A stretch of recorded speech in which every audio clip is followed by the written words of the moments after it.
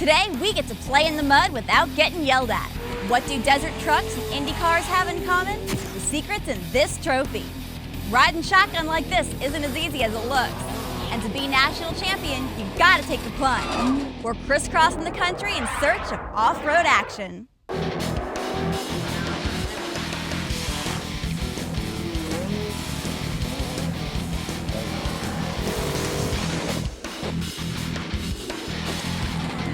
Hey everybody, and welcome to Off-Road Action. Whether it's on 2 wheels or 4, we promise to bring you the most intense and exciting events across America. And today we're kicking it off in central Pennsylvania for some high horsepower, down and dirty mud racing.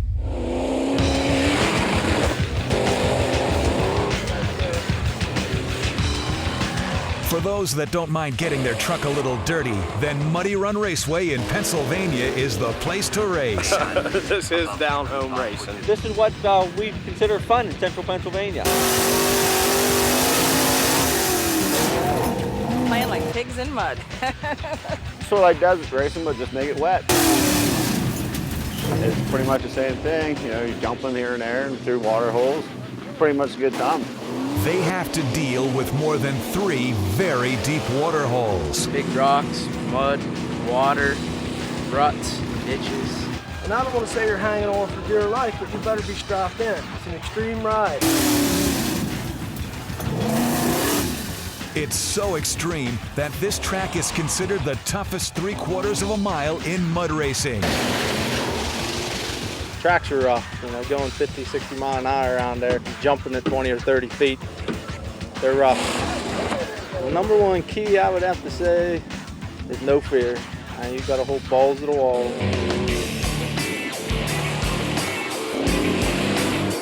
What this whole thing's all about, man, to the edge.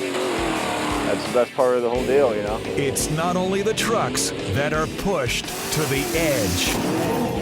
A few of them holes are 3 or 4 feet deep. It's just like hitting a brick wall when you go into them. It fractures your neck around and your shoulders. Just a good whiplash. It's fun. Tears your body up. You get out of bed the next morning, you know you was in that mud race. And you've got 5-point harnesses holding you in, but it don't matter. Just hang on and drive it. That's good advice, but sometimes the one-lap, one-on-one timed races are too much for these pigs on wheels to handle. Who's your daddy? That's a rush. That's a rush. First time I ever rolled something over. I had the roll cage held. We're just backyard welders at my place. They didn't have to roll it and fall victim to the merciless mud. It's pretty hard to handle your truck in 2 feet of mud, you know, keep away from people. There's always damage. You can see damage on this one from the hits and the scrapes. You know, it's not good to go out there and hit people on purpose or anything, but we always have some accidental damage here and there, you know what I mean? Anybody can have a fast truck. It takes a man to drive it around that track to win. On the cusp of clinching the Supermod and Open titles, Tim Holt has one philosophy on winning in the mud. When in doubt, floor it. And his 81 Bronco is built to handle this pig pen. A big thing there, you get the horsepower to keep the wheels spinning and you can go pretty much where you want to go. This is a 351 Windsor, stroked out to 408, pushing about 600 horse, geared drive timing. It's a screamer.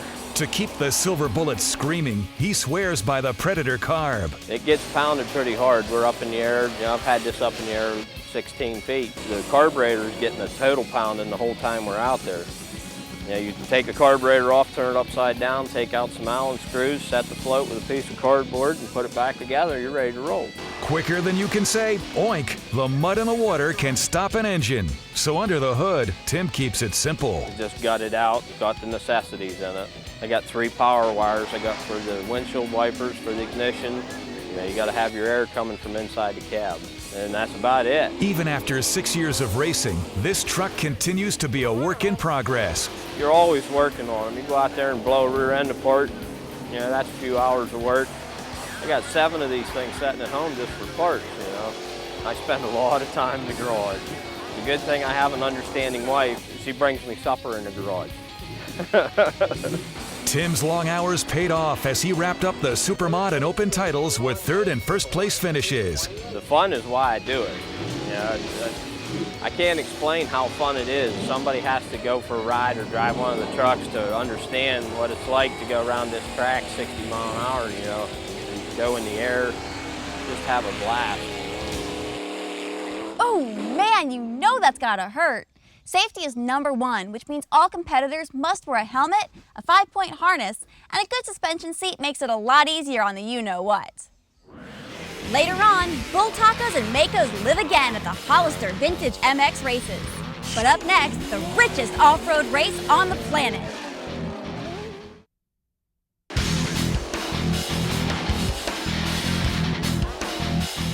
Welcome back to Off-Road Action. About the only thing open wheel racing has in common with trophy trucks is the actual trophy. It's called the Borg-Warner Cup. And what's hoisted every year at the Indy 500 is also the name of America's richest off-road race.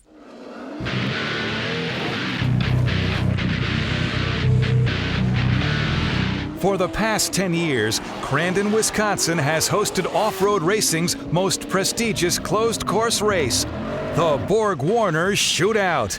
That's a race everybody wants to win. That's a big money payout, and it has a big status. You know, there's a lot of teams that have struggled for years to try to get their name on that cup. The guys whose name's not on it, they're hungry. You get to go out there and just see who's king of the hill that day, you know? With 4- and 2-wheel drive trucks going for the $100,000 trophy, this is a winner-take-all slugfest. We hold nothing back, you know. In the points races, we're always thinking about, you know, okay, I gotta make sure I finish. That's important to get the points. But in this race, it doesn't matter. It's all about winning. You know, there's nothing else there. Run this thing for everything it's got, and if it doesn't have anything left, you just get out there and start pedaling. Anything you can do to win that race, that's what you got to do, because everybody is fighting just as hard, and it's a dogfight. As in all dogfights, there's casualties. Start out with 22 trucks and maybe 10 or 12 of them finish. It's really a race of survival, but you want to finish good because it's a lot of prestige carried along with that race. Running the Toyota Tundra, Johnny Greaves qualified first for the one-off race and had his sights set on that cup. We haven't got that one, so we want it bad, and you know, it just follows you around. The guy who wins Borg-Warner Cup is the best guy on the track. We need that title. He was going for that title with the smallest engine in the field. In our case, we're dealing with a little less cubic inch. You know, we're 330 cubic inch. Everybody else is up in the 460 cubic inch. So we're definitely smaller in cubes, allows us to be a little bit lighter, you know, so there's a trade-off for that. His Toyota team came up with a way to make up for the engine disadvantage. It goes into a unique situation where we're running a 5-speed instead of an automatic. And therefore we can gear the transmission to use the power band right where we have it, instead of using a torque converter and an automatic transmission. Inside the cockpit, it's not all roses and chocolates. Guys with the automatics, they put it in gear, they can run most of the track in one gear, maybe drop it a gear. And I'm running 5 gears through the whole track, so one hand's on the shifter, one hand's on the steering wheel, and if you get a chance, you can clean your vision for a minute, you know. So that's a little bit of a struggle, but our plan is to get the whole shot and not worry about that end of it. He did get the whole shot ahead of his 4-wheel drive brethren. He then set off to catch the 2-wheel drive guys and get a head start. Greaves motored his Toyota to the head of the pack and went door to door with Scott Taylor before passing him for second. Evan Evans was no match against the number 22 machine and fell on lap 5. Johnny Greaves gassed it home to win his first Borg-Warner Shootout. You survived the first lap, the war has just begun, you know. There's a whole other war out in front of you, and man, we made it through. This Toyota hung tough, and I would have swore there was nothing left of it after a couple of those passes, and you know, it was unreal. This is the best, like I told you before. The man who leaves here, Borg-Warner champion, is the man. So I guess for now, we're the man. Johnny and his Toyota Tundra have over 63 wins, including multiple championships in Core and in the World Series of Off-Road. After the break, no key start on these classic bikes. Hollister Vintage Racing when off-road action continues.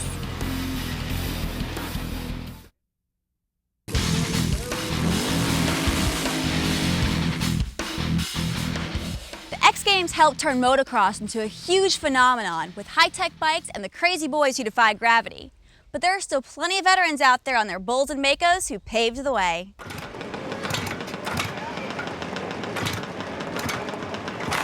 Thanks to Marlon Brando's movie classic, The Wild One, Hollister, California, and two-wheelers have been forever linked. And for the past decade and a half, the annual Hollister Vintage Races have celebrated that motorcycle heritage. That's what brings most of the guys out to vintage. Everybody's got some particular idea of what bike they want to ride. Not necessarily the most competitive, but what really turns them on, and or maybe something they wanted when they were younger that they couldn't afford, so now they buy it.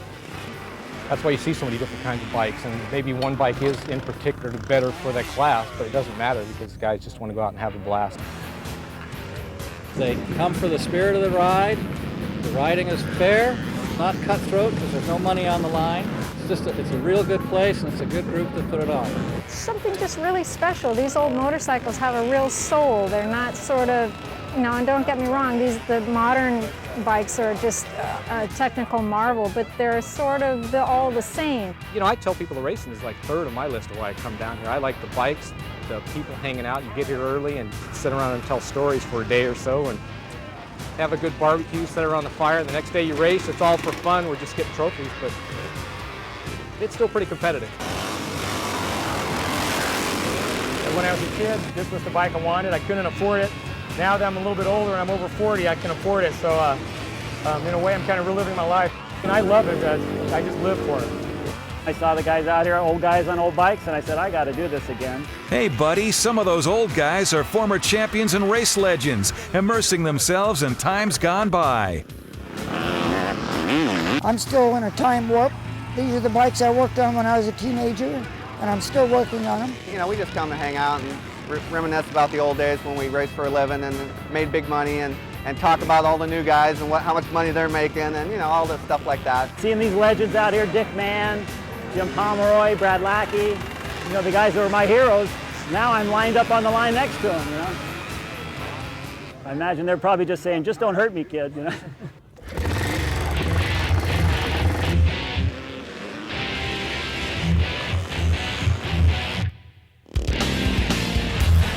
The sound of the old bikes is something that, started up in the morning, smell the oil and the Blinzol, and it's like coffee in the morning to the old racers. It takes them a while to get up until they start smelling that, and then they feel like they're awake.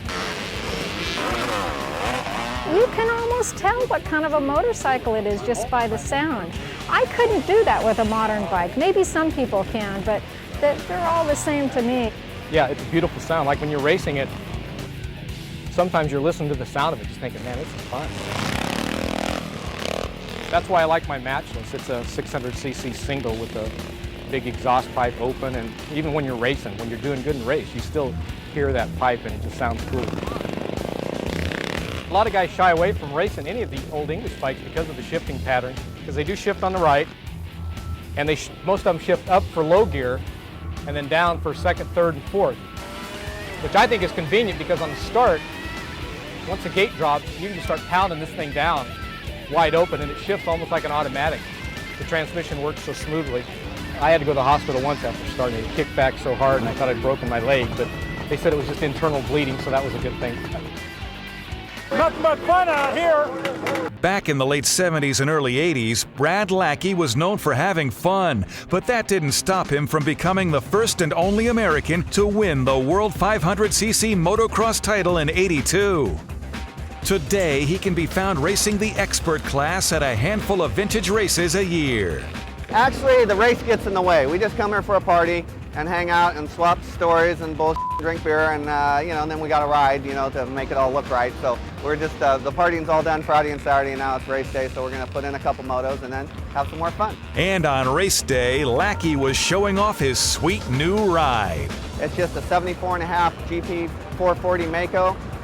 Completely done right from the ground up, real strong motor and all the refinements that you need to ride around the vintage track and make it work good. It was already way ahead of its time in 1974, and now it's even further ahead of its time because the other bikes are beat up and old, and this one's like a brand new one, so it's a pretty good ride. You wouldn't know these races are just for fun by the way these guys went at it in the expert class. Like he did so many times in Europe in the 1970s, Jim Pomeroy pulled away from the field on his Bultaco for the 11-moto sweep. Meanwhile, Lackey had nothing but trouble with his Mako, taking a 4th and 5th place to end the day 5th overall. We wanted to give Pomeroy a run for his money. I had him in my sights. I was just ready to pass him in the first moto when I started acting up. And then the second moto, whenever we'd clean out, so I couldn't even get anywhere near the front of the pack. But we still had a good day. Nobody went home in the ambulance. We had fun. We're drinking beer now. So it's a good overall vintage day. Now, the Hollister vintage races have been going on for about 20 years. And one of the main attractions, as crazy as it sounds, is sidecar. Who's your monkey? Key with sidecar motocross is 2 guys, 1 machine on a regular motocross track. It's totally different.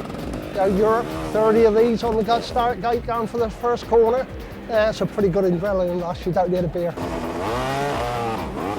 I played rugby and men's league soccer and stuff. This is the toughest sport. They refer to us as the monkey, guys, the side riders. I've had that said to me a lot. You have to be crazy. In fact, the truth of the matter is you have to be very sane. Things happen extremely fast when you're on the side. I don't look to see where my passenger is. I don't look, I haven't got time, I'm too busy. When you're in the race, you can't communicate. I might be able to point to a line to him, but you can't hear each other talk. I don't even know what he's doing. He says that he's done things at the end of the race, and I go, all right, look intelligent and walk away, you know, because it really is a trust thing. I tell him, you drive and don't worry about me.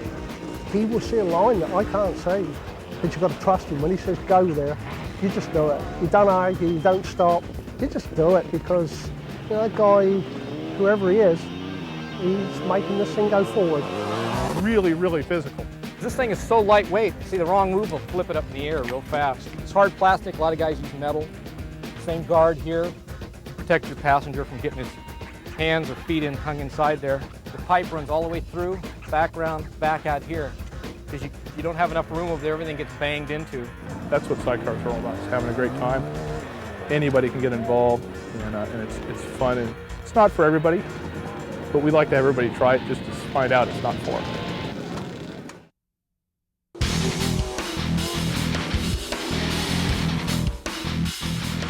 We're back on Off-Road Action, where just about anything goes as long as it's off the pavement.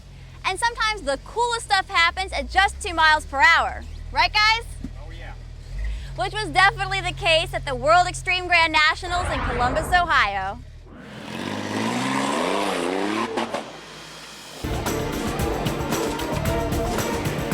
"21 of this country's best supermod drivers came to Central Ohio for the first ever East-West Grand National." This is the largest event in rock crawling, period. It's a big deal. Drove 2,000 some odd miles to get here to go toe-to-toe with the Eastern boys who we don't get to compete against as often as we'd like. These men gave all they had in qualifying to earn one of 6 spots in the final big money shootout. Everybody wants to be in that top 6, so it's dog eat dog today. Guys are going for the bigger lines, the most crazy things because the money's there. Since turning pro 3 years ago, one name has dominated extreme rock crawling competition. Randy Torbert. Randy Torbert. Randy, he's the man. Yeah, well, everybody is looking, to beat us. This mild-mannered family man from Sale Creek, Tennessee, doesn't need tattoos or nose rings to be hardcore, just 4 wheels and some nasty rocks. If you like extreme sports, this is it. In rock crawling, the driver either hammers the course or the course hammers the driver. Randy, though, takes a more cerebral approach to get through an obstacle. We really study the course as best we can, and we usually got a plan when we go in. It don't always work out, but, we usually got a plan. He's just a hard guy to outthink. He picks a line that after he does it, you think, well, why didn't I do that? That was the most amazing line. He's so laid back and cool, it's like he's doing a quaalude while he's in the car. With his unique axles, he was considered anything but cool when he showed up at his first pro event. The axles are out of a tractor. 3 years ago, me and a buddy of mine decided to try them, so we went to a junkyard and got them and refurbished them and put them in, and they've been working real good. We've had real good luck out of them. They are a little heavy, but if you're going to add weight, you add it at the wheels towards where the traction is at. He doesn't hear any tractor jokes now. Don't underestimate those tractor axles. They seem to be the real deal. At Ohio, Torbert had a new secret weapon that helped him dominate the qualifier. We've got a prototype transfer case that'll let us disengage or engage on the fly. Don't matter if we're spinning or not, and it's working real good. I'm really impressed about it. What we always try to do is if you're having a problem with something, work on that problem. And a lot of the transfer cases are hard to get in and out. If you're in certain binds, it's almost impossible to get in and out. You have to beat on the shifters and all that kind of stuff. That's why we come up with this idea, and you know, because it's so easy. With the final 6 trucks set for the shootout, Randy knows it's not going to be easy. I mean, there is pressure. We're going to do the best we can and just hope for the best. That's all we can do. One obstacle littered with bonus lines and dangers would decide the national championship. With the qualifying scores carrying over, all Torbett could do was watch the 5 drivers ahead of him try to knock him out. For the win, Randy didn't need bonus lines. Just play it safe, cruise through the obstacle, and he will be champion. We're not going to take a chance on trying to turn over. Pressure's on me. In the fog of war, trouble. His trademark cool melted. Then, disaster.